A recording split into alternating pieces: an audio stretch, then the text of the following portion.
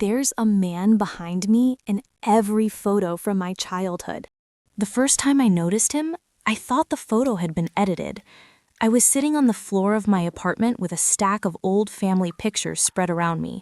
My mother had died 3 days earlier, and my dad had sent me home with 2 cardboard boxes full of photo albums.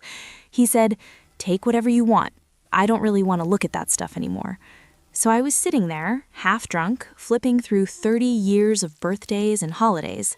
In one of them, there was a man standing in the doorway. Just a tall, thin man standing perfectly still in the hallway behind us, watching. At first, I figured it was just some relative I didn't recognize, but the longer I looked at the photo, the more something about it bothered me. The picture was from my 8th birthday. I knew that immediately because the cake was shaped like a spaceship, and I remembered begging my mom for that stupid cake for weeks. I was leaning over the table blowing out candles. My mom was standing next to me, smiling. Behind us, in the doorway leading into the hallway, was this guy. Tall, too tall for the doorframe. Dark hair, thin face. His hands hanging loosely at his sides, and he was looking straight at me. I turned the photo over. On the back, in my mom's handwriting, it said, "Caleb's 8th birthday." No explanation, just that. I remember sitting there for a minute trying to place the guy. Maybe a neighbor? Maybe one of my dad's coworkers. The longer I stared at him, the stranger he felt. I had absolutely no memory of him, and I remember that birthday pretty well. There were only about 10 people there. If a man that tall had been standing in the hallway the whole time, I would have noticed. I shrugged it off and kept sorting through the box. About 20 minutes later, I found him again. Different day, different year. This one was Christmas. I was maybe 11, sitting on the floor opening a present while my mom laughed beside me. The tree lights were bright enough that the room looked almost yellow. In the dark hallway behind the living room, there he was. Same man, standing perfectly still, watching. I held the 2 photos next to each other. Both were the same height, same face. It looked like he hadn't aged at all.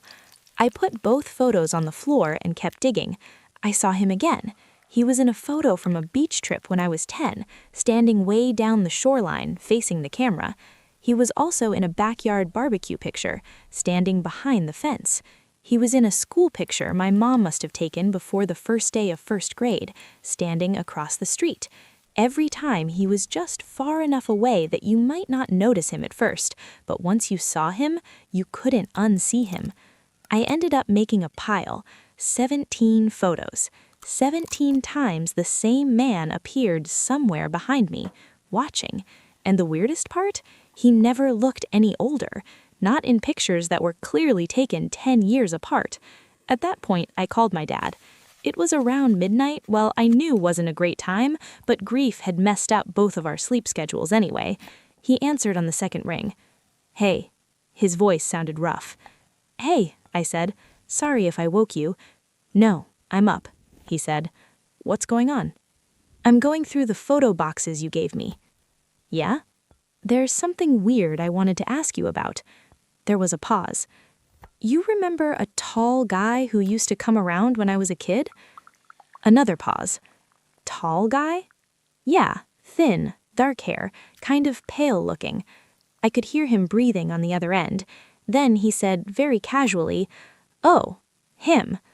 Something about how quickly he said that made me feel uneasy. "Yeah," I said. "Him. Who is that?" My dad took a few seconds to answer. "I don't remember his name." "You don't remember his name?" "No, he wasn't really around like that." "That doesn't make sense," I said. "He's in like 20 pictures." "Is he?" "Yes." There was a longer pause.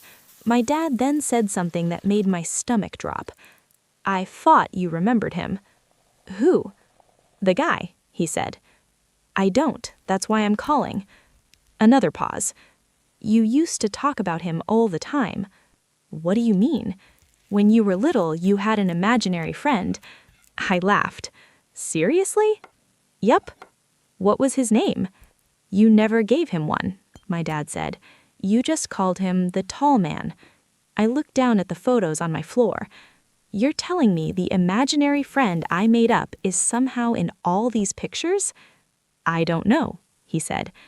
Dad, that doesn't make any sense. I know. He sounded uncomfortable now. Look, you were a weird kid. Lots of kids have imaginary friends. I sent him the birthday photo over text. There was silence for about 20 seconds.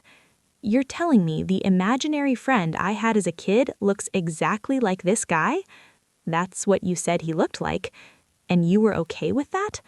Well, you weren't scared of him. I rubbed my face. What did I say about him? Another pause. Then my dad said something quietly.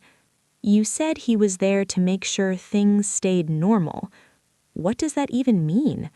I don't know, he said. Kid logic. I leaned back against the couch and stared at the pictures. So he just stopped showing up? I guess, my dad said. When? I don't remember, he said. You stopped talking about him when you were maybe 12. Did you ever see him? What do you mean? In person? There was a long silence. Finally, he said, No. But you believed me? You talked about him like he was real. Kids do that. I looked down at the pile again. 17 photos. 17 times the same man standing somewhere behind me. Dad, I said slowly. Yeah? He's in the pictures where I'm alone. What? There's a photo from my first day of school, I said. Mom took it in the driveway. Nobody else was there. Okay. He's across the street in the background. My dad didn't say anything. I picked up another picture. Here's one from the hospital when I broke my arm. He's standing in the hallway. Silence. Then my dad said, That's weird. Neither of us spoke for a few seconds. You used to say something else about him. You said he stood behind you. I frowned. What? You said he stood behind you so you didn't notice when he moved. What does that mean? I looked down at the pile again. 17 photos. Suddenly, something about them bothered me even more. I started spreading them across the floor. Birthday, Christmas, beach trip, school picture, backyard barbecue, hospital. Every photo with the tall man in it. I lined them up by year. Then I noticed it. He wasn't standing in the same place. In the earliest photos, he was quite far away, across the room, down the hallway, across the yard. But in the newer photos, he was closer, a few steps behind me, then closer, then right behind my shoulder. The last photo in the box was from my mom's funeral. Someone must have taken it outside the church while people were talking. I hadn't seen it yet. I picked it up slowly. In the picture, I'm standing near the steps with a few of my relatives, looking exhausted. Directly behind me, the tall man is standing with one hand resting lightly on my shoulder.